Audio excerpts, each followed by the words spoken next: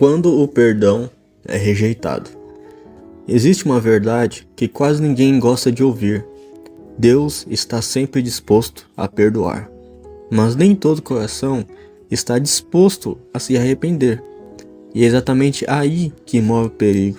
Não porque o amor de Deus tem limites, mas porque o ser humano, muitas vezes, fecha a porta por dentro.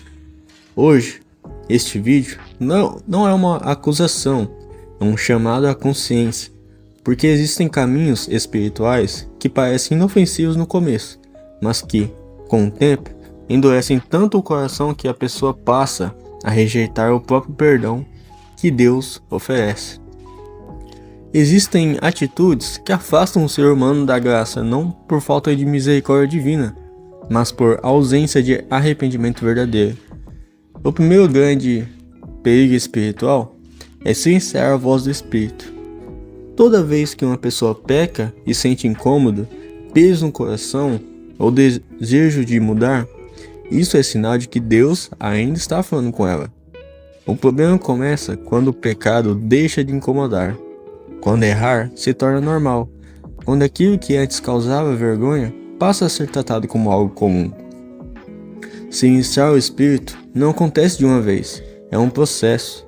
A pessoa ignora os avisos, relativiza o erro, justifica o pecado e, pouco a pouco, a consciência vai se tornando insensível. Chega um ponto em que não há mais temor, nem desejo de mudança. E quando o coração chega neste estágio, o arrependimento deixa de existir. Não é Deus que se afasta, é a pessoa que não quer mais ouvir.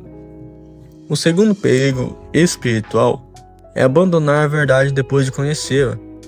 Existe uma diferença enorme entre cair e desistir. Cair é errar e querer se levantar. Desistir é conhecer o caminho, experimentar a verdade e, mesmo assim, decidir seguir outra direção. Muitas pessoas começam bem, buscam a Deus, mudam hábitos, sentem a transformação, mas, com o tempo, percebem que viver segundo a verdade exige renúncia e então fazem uma escolha silenciosa, voltar para uma vida mais confortável, mesmo sabendo que estão se afastando de Deus. Esse abandono não acontece de forma brusca, ele começa com pequenas concessões, pequenas desculpas, pequenas negligências, até que a fé se torna apenas uma lembrança distante. O terceiro perigo espiritual é viver aprisionado pela falta de perdão. Poucas coisas endurecem tanto o coração quanto a mágoa. Guardar ressentimento parece, à primeira vista, uma forma de justiça, mas, na prática, é uma prisão invisível. Quem se recusa a perdoar passa a exigir de Deus uma misericórdia que não está disposto a oferecer.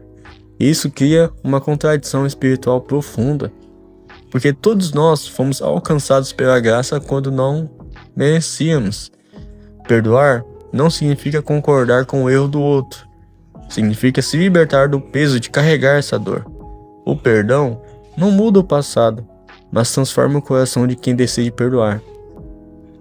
O quarto e mais perigoso de todos é transformar o arrependimento em uma brincadeira. Este é o estágio mais delicado.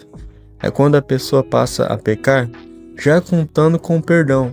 Não existe luta, não existe mudança, não existe compromisso, apenas uma falsa segurança baseada na ideia de que Deus sempre perdoa, independente das escolhas. O verdadeiro arrependimento gera transformação, não perfeição, mas a mudança de direção. Quem se arrepende erra, mas não se acomoda com o erro. Quem brinca com o arrependimento vive em um ciclo de pecado sem intenção real de mudança. Todos esses perigos têm algo em comum: a rejeição do arrependimento. Não é que Deus se recusa a perdoar, é que o coração endurecido já não quer mais voltar. Se você ainda sente incômodo, se ainda existe inquietação dentro de você, isso é um sinal de esperança. Significa que Deus ainda está te chamando. Não adie esse chamado, não normalize aquilo que te afasta de Deus. Voltar para o caminho hoje é sempre melhor do que tentar voltar amanhã. Que essa mensagem encontre o seu coração no tempo certo e te conduza de volta à verdade.